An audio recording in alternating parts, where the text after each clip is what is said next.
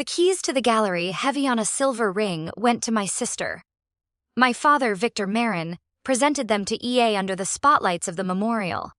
For me, he had an envelope. I stood near the back, by the catering table, holding a small, unrestored canvas of my mother. It was one of her last unfinished works, still smelling of her studio, of oil paint and wood varnish. The gallery didn't smell like that tonight. It smelled like expensive perfume and white wine. My name is Josephine Marin.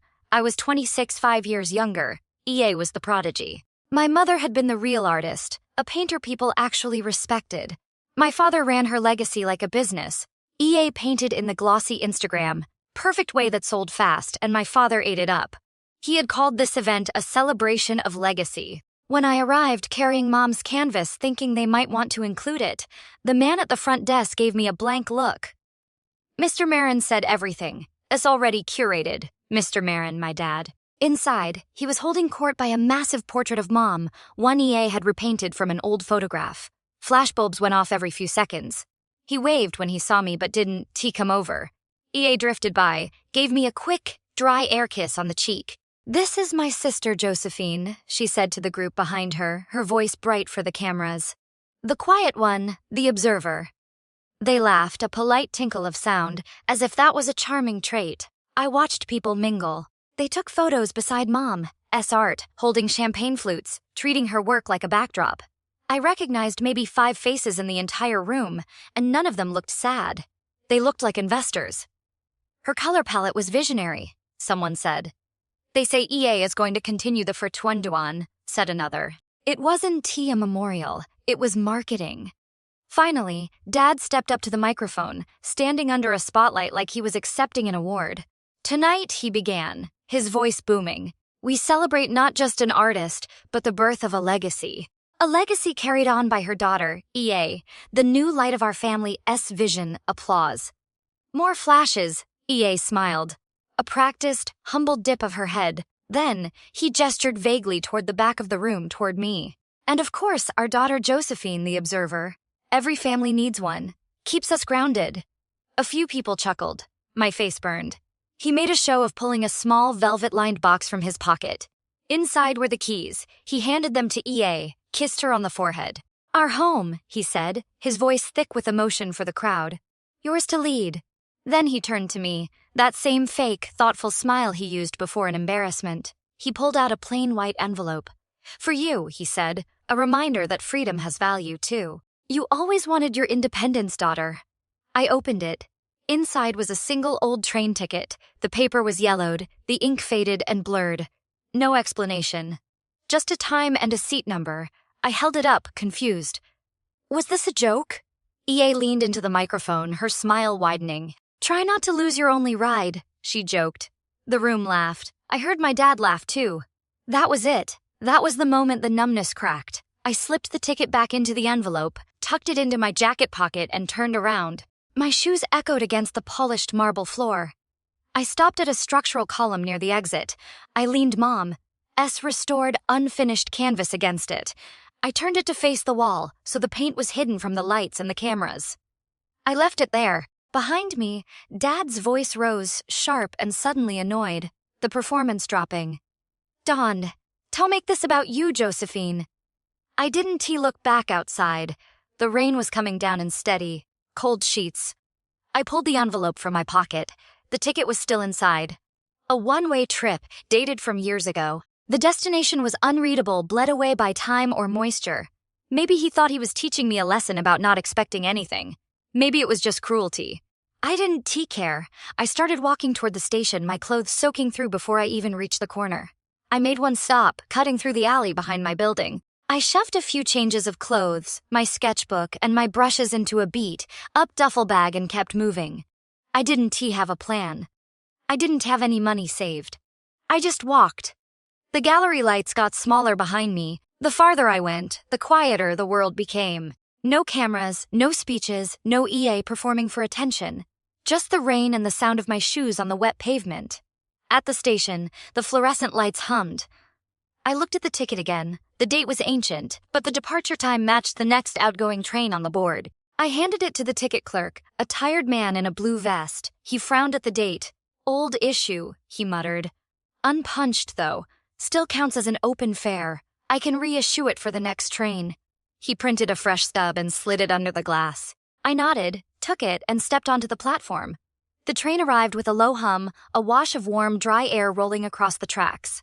I stepped inside, found a seat by the window, and watched my own reflection stare back at me until the train started to move, blurring my face into the lights of the city I was leaving behind. I didn't know where it was going. I didn't really care. I was just finally out. The train dropped me in a city that smelled like rust and rain. The air was thick and gray, the kind that clings to your clothes and sinks into your skin. I got off with my single duffel bag and no idea what came next. I just walked. I walked until I found a sign in a fogged-up window, rooms for rent. It was a laundromat. The rooms were in the basement. The landlord, a man named Bill with a cigarette perpetually hanging from his lip, looked me up and down. $200 a week, kid, cash only. I was 26. He called me kid. I handed him most of what I had left. He gave me a single, tarnished key. Don't clog the drain, he said, blowing smoke toward the ceiling. Last guy did, and it flooded the whole damn floor. That was my welcome. The room was concrete. The walls sweated moisture. The ceiling was low enough that I had to duck my head near the pipes. It smelled, constantly, of detergent and bleach from the machines running upstairs. My only furniture was a thin mattress on the floor and a wobbly card table someone had left behind. It wasn't much, but it was mine. The next morning, I started looking for work. I walked around asking every store with a help wanted sign. By noon, I had 3 options: unloading trucks at a frozen food warehouse, washing dishes at a 24-hour diner, or cleaning buses at the night depot. I took all 3. My life compressed into a blur of exhaustion. Mornings, I hauled boxes in a freezer. Afternoons, I scrubbed grease off plates. Nights, I wiped down bus seats that smelled like spilled soda and old food, my hands cracking and bleeding from the industrial chemicals. I came home too tired to think, fell onto the mattress, and slept until the vibrations from the laundromat woke me up. But the rent got paid when I had a sliver of energy. I drew. I couldn't afford real supplies. I took flattened cardboard from the alley behind the laundromat and painted on that. I found old wood panels near the train tracks. I mixed leftover house paint I found at the warehouse with cheap brushes from a dollar store. The small basement room slowly filled with my work. Faces from the street, people I saw on the train, the line cooks from the diner. The warehouse guys, I didn't sign them. I didn't think they were worth signing. Food was simple. Cheap bread, instant noodles, black coffee. I learned every brand of ramen by its price point. The electric kettle was the only thing in that room that worked perfectly. At night, when I finally sat down, I scroll through my phone. The data plan barely worked underground, but it was enough to see EA's name. The voice of a new art generation. EA Marin, continuing her mother's vision. Photo shoots, interviews, all perfect lighting and soft, knowing smiles. In one clip, I watched my father put his arm around her. Talent runs in the family, he told the reporter. He didn't mention me. I wasn't angry anymore. I was just numb. It went on like that for months. Work, paint, scroll, sleep, over and over. Some nights I'd just stare at the concrete ceiling, listening to the pipes rattle and the spin cycle shake the floor. I told myself this was temporary, but I didn't know what better looked like anymore. Then came the night that changed everything. It was late, past midnight. I was on the last train home, half asleep, my clothes smelling like diesel and disinfectant from the bus depot. The car was almost empty, except for a woman in scrubs sitting across from me. She looked exhausted. Her head was tilted back against the seat, eyes closed, her phone sliding from her slack hand. A hospital badge hung from her pocket. A nurse. I pulled out my sketchbook. It was just a habit. I started drawing her under the dim, flickering train light. Her face was relaxed in sleep, but the shadows under her eyes were deep. Her hair was messy from a long shift. The train rocked gently, and the only sound was the scratch of my pencil against the paper. Halfway through, I decided to record it. I balanced my phone against my backpack and hit the record button. Not for clout, not for attention. Just so I could remember what 20 tired really looked like. The train screeched as we pulled into a stop, and she woke up with a jolt. She noticed me drawing, blinked a few times, then leaned forward. I froze, half expecting her to be angry. Instead, she said quietly, "Is that me?" I nodded. She looked at the page for a long time. Then she smiled, a small, weary smile. Small, tired, but real. she said. No one has ever drawn me before. I tore the page from my pad and handed it to her. It is yours. I held up my phone. If you don't, mind, I was recording while drawing. Can I post it, the clip? She thought for a second. Sure, just tag me. Let it be about the drawing. I nodded. She folded the paper carefully, like it was made of glass, and got off at the next stop. When I got back to my basement room, I watched the clip. It was short, maybe 40 seconds. You could hear the hum of the train, the sound of the pencil strokes, her quiet breathing. Nothing fancy. Just real. I uploaded it before I went to sleep. I wrote one line under it, for the ones nobody notices. I plugged in my phone, turned off the single light bulb, and lay down. The city was quiet, except for the distant hum of the laundromat. I remember thinking it would probably get 2 likes. I fell asleep before it even finished uploading. The next morning, my phone wouldn't stop vibrating. It was buzzing so hard against the card table it sounded like an alarm. Notifications were stacking so fast the screen froze when I tried to unlock it. The video of the nurse had exploded overnight. People weren't just liking it, they were sharing it everywhere, and they were writing paragraphs underneath it. Stories. Stories from janitors, from teachers, from delivery drivers, from single parents. I've worked 20 years, and no one has ever looked at us like this. This made me cry on my lunch break. Thank you for seeing her. We are all this nurse. It was overwhelming. It was honest. I scrolled for hours between my shifts, just reading what people said. By lunchtime, I had 50 messages from strangers asking if I could draw their dad, their wife, their co-workers. I didn't answer anyone. I just kept sketching during my breaks. The warehouse guys started crowding around my phone before our shift, checking the view count. One of them, a big guy named Mike who rarely spoke, came over grinning. Ma, that is you, isn't it? He asked, his voice low. My wife showed me that video last night, said it made her cry. You gotta keep doing that. That is real stuff. I shrugged, trying not to look proud. Just drawing people, Mike. Yeah, he said, nodding. But you are seeing people. There is a difference. That night, I decided to make it official. I didn't want anyone connecting it to my family name, so I picked a new one. Passenger. It felt right. I was always on the move, always watching. The account grew faster than I could comprehend. Every post got more attention. Hashtags started showing up. Number passenger portraits, number face self-work. Someone even started a subreddit for it. I kept my head down at my jobs. But inside, I felt something I hadn't in years. Like I mattered again, even if no one knew my name. It didn't take long for the account to outgrow me. DMs piled up, then emails, then interview requests, all of which I ignored. One night, after a brutal double shift, I was scrolling when I saw a familiar name trending, the Marin Legacy Gala. My stomach dropped.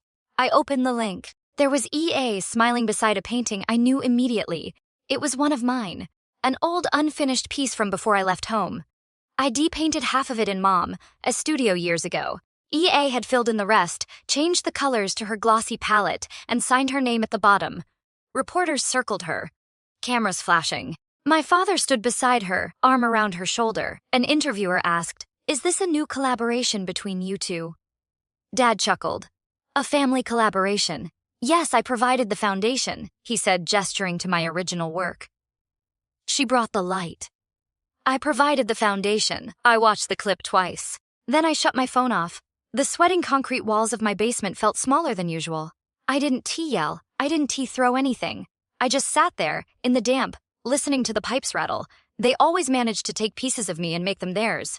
The next day, I started a new drawing. A street sweeper I'd seen that morning.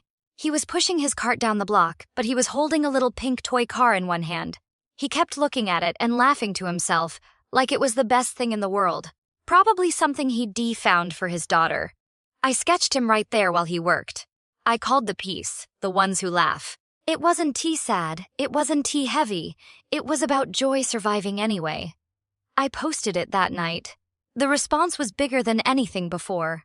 3 days later, I came home to a small brown package on my doorstep. No return address. But I recognized the handwriting on the label. My father's assistant. My aunt must have given them the address. She was the only one who knew vaguely where I'd landed. Inside were a few things. Half-used brushes, some cheap snacks, and a short typed note. "Glad you found a rhythm, Joe. Collectors have been responding to lighter work lately. Asterisk, that was it. No signature, no warmth, just a market analysis. For a second, I thought about throwing it straight in the trash. Instead, I took one of the brushes, the smallest one. The handle was splintered near the top. I cleaned it up. That night, I painted again. It was a portrait of a man sitting alone at a bus stop under a flickering streetlight. Just him, his backpack, and the rain sliding off the bench. I called it "Still Here." I posted it with no caption at all. By morning, the post had exploded. Journalists started reaching out. Hashtags doubled. Some people wrote think pieces about how Passenger captures modern resilience. I didn't read most of it. I didn't want to start believing my own hype at work. Mike showed me an article on his phone. This thing is everywhere now. You are officially viral. You could quit this job if you wanted. Not yet, I said. I kind of like keeping my hands busy. A few nights later, my cousin on Mom's side called. We hadn't talked in months. I was at dinner with your dad and EA, she said, her voice low. Apparently they were bragging about you. Not as Findu, though. What do you mean? Your dad told people you finally learned marketing. He was taking credit for the Passenger idea, like he taught you to be smart about anonymous publicity, and EA, she just agreed, she said. It is good. She is doing something useful now. I thanked my cousin for telling me. She apologized, said she almost walked out. I laughed, not because it was funny, but because I expected nothing else. They could twist it however they wanted. They could claim it, rename it, pretend they built it. I didn't correct anyone. I went back to painting. About a month after Still Here, a small online magazine ran an article about Passenger. The headline read, "The Anonymous Artist Painting the Overlooked." I didn't even know until Mike showed me during our lunch break. Listen to this, he said, scrolling. A mysterious painter capturing the quiet strength of ordinary people. The article says Passenger isn't chasing fame, just humanity. I smiled at that. Humanity was a nice word for being broke and tired. After that, things changed a little. People started sending money, not to me, but to the homeless shelter where I sometimes drew. The staff told me donations were coming from all over. For Passenger's friends, the emails said. It felt good. Like something small was actually helping. Then came the guessing games.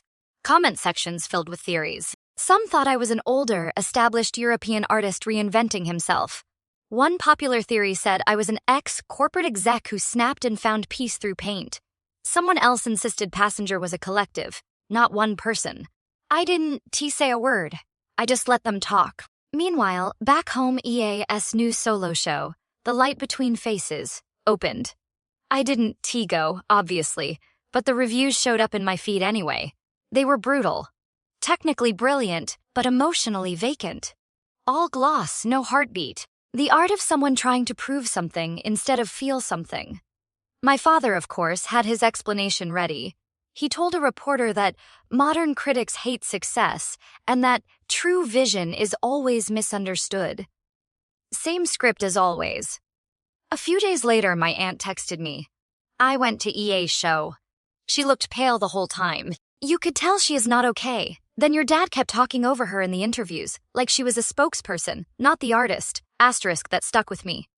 EA was always the confident one, the one who soaked up attention like it kept her alive. Hearing that she looked emptied out, it felt strange, like something was wrong in their perfect setup. A week later, I was sketching in the shelter when my phone buzzed. A text from EA. I froze when I saw her name. We hadn't spoken a single word since the memorial. The message was short. Found one of your old sketchbooks. Mom kept it in her chest. I didn't know you drew me like this. Thanks for the drawing. Asterisk attached was a photo of a page I hadn't seen in years. A pencil drawing of her, maybe 10 years old, sitting cross, legged on the porch with our old dog.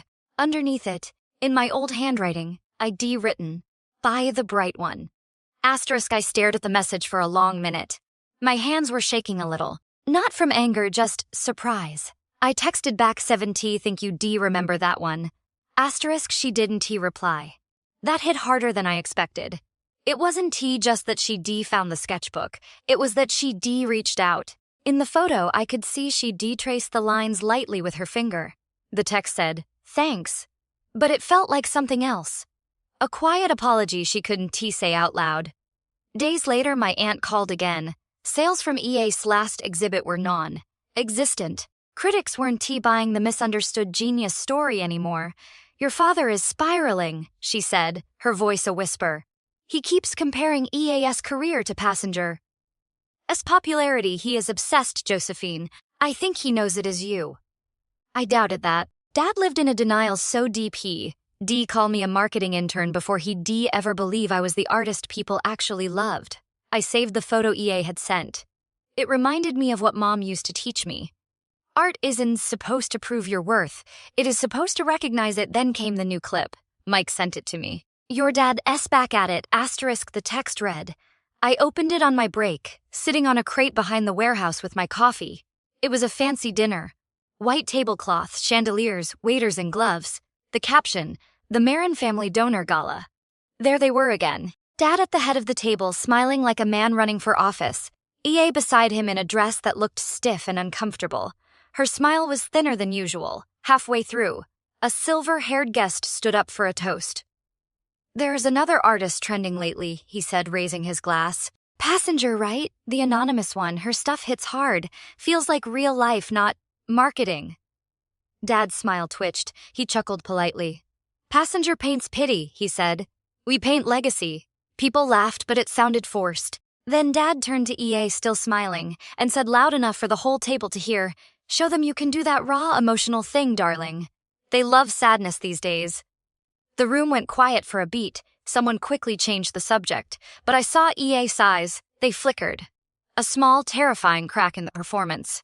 A few days later, EA released a new painting online. Big canvas, muted colors, dramatic shadows. You could tell she was trying to copy the starting emotion from my work without understanding why it worked. She painted all night. My aunt texted me. When it was done, it looked perfect, balanced, clean. But when you looked closer, it felt empty. Something built to be admired, not felt. The critics noticed. Pretty, but hollow, one review wrote. My aunt texted again, later that afternoon. She cried backstage at the unveiling. Then your father told people she was just tired from her process. But she was shaking, asterisk, I could picture it. Her in a back room, makeup smudged, listening to Dad explain to the press why it wasn't his fault. I didn't respond. What was there to say? A couple of months passed. One evening, my aunt called, whispering. Something happened, she said. The housekeeper, Maria, the one who worked with your mom for years. She gave EA a letter, one your mom had written before she got too sick. My breath caught. It was addressed to Josephine. But your father hid it. EA found out about it after that failed exhibit. Maria slipped it to her, said, your mother wanted her to have this. According to my aunt, EA read it alone in the studio, crying. The letter wasn't long. Mom wrote that she worried Dad. As pride would bury quiet hearts like yours. She told me to keep painting what was real, even if no one looked. At the end, she wrote, 5 if the world forgets her, remind them who she is. Asterisk her who? I asked. EA, my aunt said. Mom was worried about both of you. According to my aunt, EA folded the letter and put it in her bag. The next morning, Dad found her reading it again. He tore it in half, calling Mom soft and sentimental. EA didn't say a word. She just left the room. Later, Maria found the letter, taped back together, hidden in EA's desk. She is not as cold as you think, Joe, my aunt said softly. She is just stuck. That sentence stayed with me. It didn't make what EA had done okay, but it made sense. She wasn't just spoiled. She was trapped in my father's world, and maybe, finally, she could see the bars. Then the announcement hit. The Art of the Marin Legacy. Dad, as big comeback sponsored ads. Local radio, a tagline about a family's unbroken vision.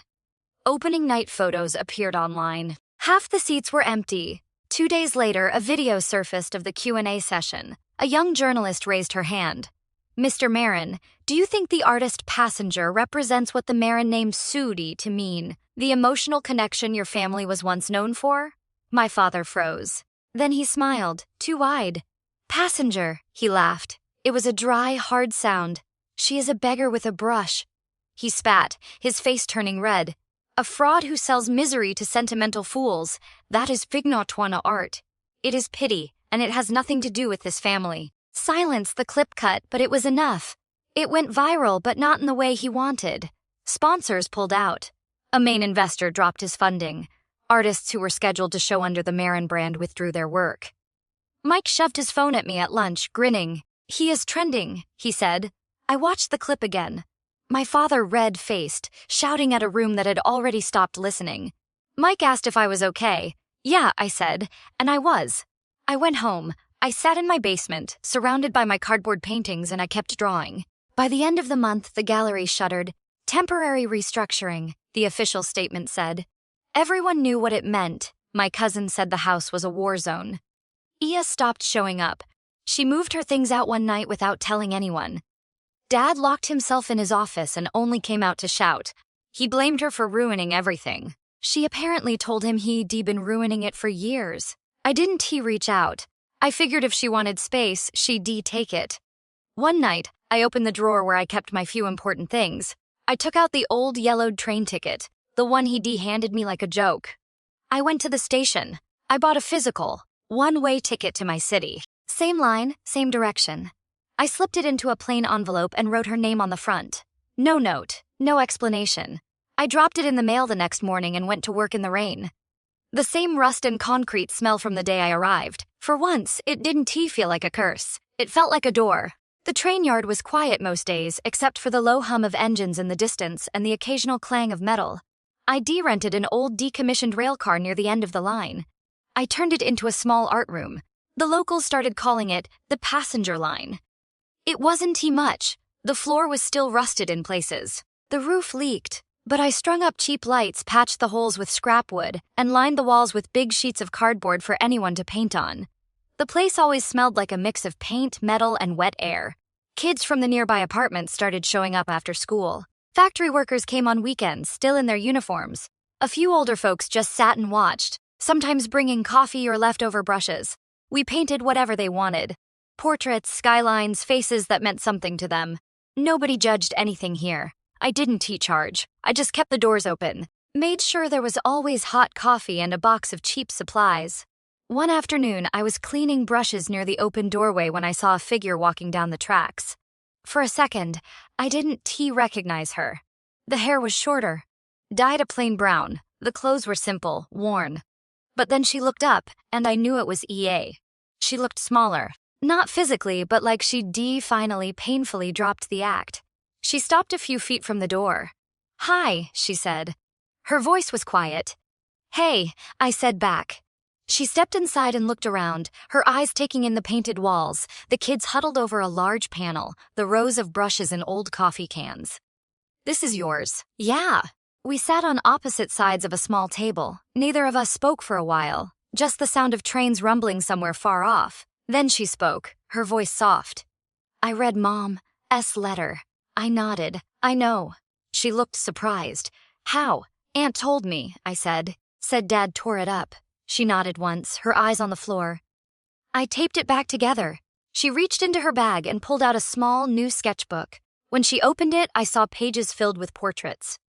Rough, quick sketches of strangers. A woman holding a baby at a bus station. A man asleep against a window. A kid staring out a train door. "These are from the trains," she said quietly. "On my way here." The drawings weren't perfect. Some lines were off, the shading uneven, but they were alive. For the first time, her work didn't look like it was trying to be impressive. It just felt real. I flipped through them slowly. "They good," I said. "You stopped trying to prove something." She smiled faintly. "I stopped trying to impress him." We didn't talk about Dad after that. There wasn't much left to say. I handed her a clean brush and pointed to a blank section of wall.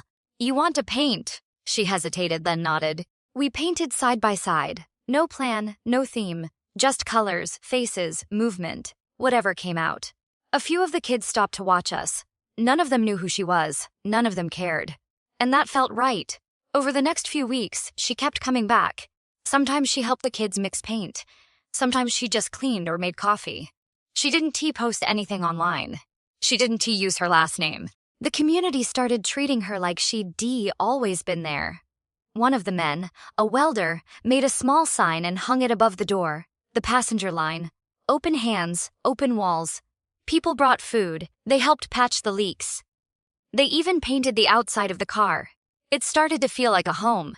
Then one morning, she told me she was leaving. "I want to start another car. Like this," she said. "There is an old freight yard near the coast. The owner said I can use one." I nodded. "I'll make it work," she smiled. "You sound like Mom." Before she left, I took the original train ticket, my train ticket, from my drawer and set it on the table between us. She turned it over in her fingers, studying the faded ink. Then she stood on a chair and taped it to the wall, right near the door. Next to it, she wrote a small note in pencil. "Keep going. Someone is still waiting to be seen." Asterisk, she hugged me once. Quick, quiet, no words. Then she walked back down the tracks, the morning light spilling across the rails. After she disappeared around the curve, I stood there for a long time staring at the ticket. The paper was almost golden now from age, but it finally meant something good. A week later, one of the regulars, an older man named Ray, showed me a photo on his phone. "You see this?" he said, grinning. "There is a new art car 2 states over. Looks just like yours." He zoomed in on the image. The rail car was painted a bright ocean blue, with the same words on the door, the passenger line, just hand-lettered, in a different style. Ray chuckled. "Guess your sister got one running too, huh?" I smiled. "Yeah, looks like she did." That night after everyone left, I turned off the main lights. I locked the door, the key sliding into my pocket. I stood for a long time just listening to the trains pass in the distance. On the wall, under the single bare bulb, the old yellowed ticket hung right next to my first drawing. The nurse asleep on the train. The paper was faded, the ink blurred, but it held the light.